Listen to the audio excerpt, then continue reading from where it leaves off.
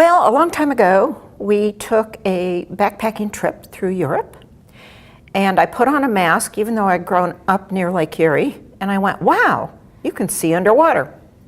So a couple years later, we took a certification class for scuba diving at the Paynesville YMCA. And our very first checkout dive, we did 2 checkout dives in a quarry, and the next checkout dive was on a tiny little wreck right here off of Mentor, called the North Carolina. There you go, which was a tugboat that had just sank. So we weren't even certified yet when we had our first shipwreck dive. And then you find out that if you're going to dive Lake Erie, there's nothing else to dive in this lake except shipwrecks. So we were hooked. There are a couple pretty fish, but not like the Caribbean. It's a shipwreck lake. Yeah. But it is the best preserved shipwrecks of any body of water in the world because we are The Great dark Lakes. and deep. The Great Lakes in general. Yeah. Yes. We did locate, mainly using some Coast Guard numbers, about 4 shipwrecks last year on our own. And then other people look and have found some too.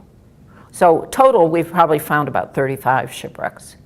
To be the first one to see something that went down 100 years ago, oh yeah. You have to understand that shipwreck hunting is hours and hours and hours of sheer boredom, interspaced with moments of absolute ecstasy. Because you're running a side scan sonar, which shoots sound images either side of the boat, and we sweep about 600 feet of the lake at a pass. So you're shooting 600 feet and you go for 2 miles and you move over 600 feet and come back 2 miles, just like mowing your lawn at home. And for most of that time, what you're seeing is just the flat bottom of Lake Erie. We're a silt-bottomed lake, so there's not even any structure to look at. But when you find a shipwreck, it jumps right off the side scan at you and says, let's go diving. This is going to be fun. And then the task becomes identifying the wreck and finding the story.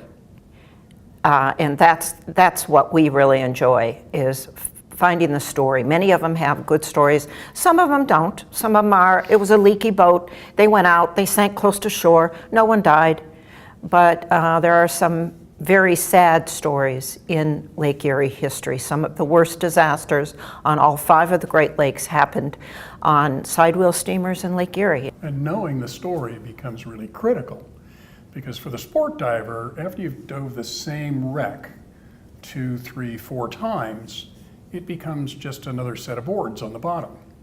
So in order to keep your interest, and in order to keep the dive community's interest, you either take up photography, and you will see in our program tonight that we've taken up photography, but not very well, or you take up learning the stories of the people on board.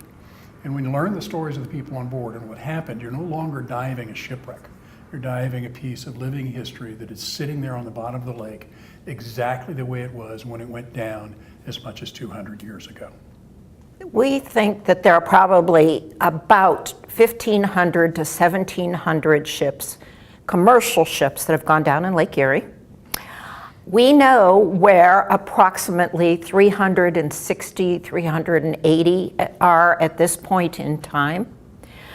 And we are able to dive on most of them because Lake Erie being only 210 feet deep, that means a sport diver really can access most of them. The 210 is a little problematic, but anything 100 feet and less is good for sport diving.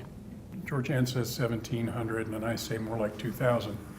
But we don't know how many of those were salvaged because there's normally very good coverage of the vessel when it goes down. Unless there is a court case we can follow, we don't know if it got salvaged. The other thing that happens is they'll wash up on the shore and get beat to nothing.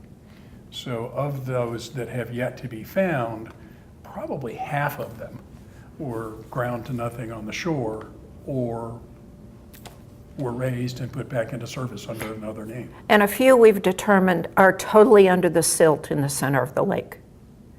So that's another thing. They're still sinking, so to speak, in some places. One right out here off of Fairport, that the vessel's still there, fully intact, but completely beneath the bottom of the lake. Now, in terms of treasure in Lake Erie, other than some ancient timber and some copper, the real treasure in Lake Erie is the history that lies on its bottom.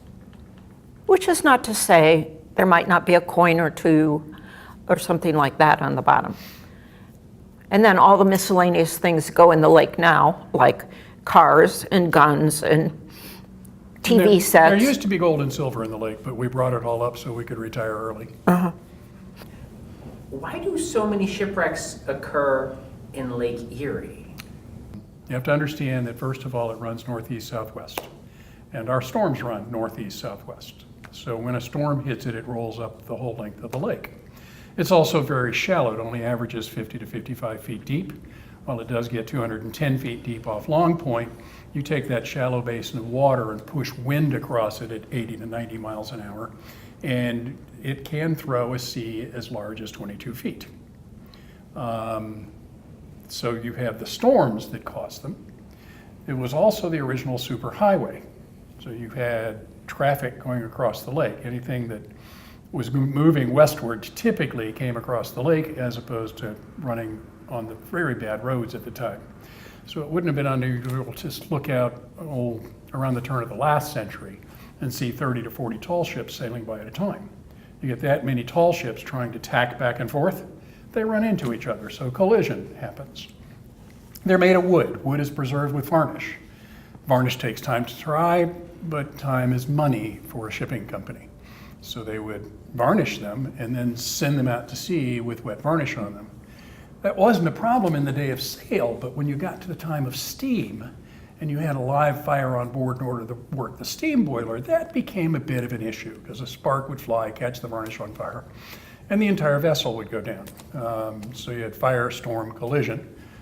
11 shipwrecks in the Ohio waters of Lake Erie that are moored by the Maritime Archaeological Survey team. Which makes Makes it them very easy to dive. easy and safer. So those 11 wrecks give you a range of type of vessel, from sailing vessels to barges to steamers to schooners, and also give you a range of depth to work at, from as little as 30 feet to as much as 85 feet.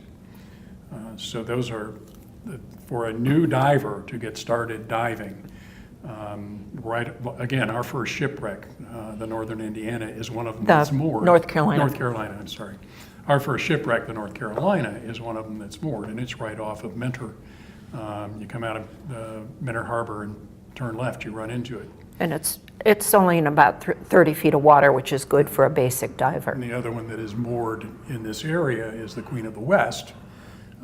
She's a steamer that was salvaged. The center's all opened up, but the engines are intact, the bow is fully intact, and it again is a moored shipwreck.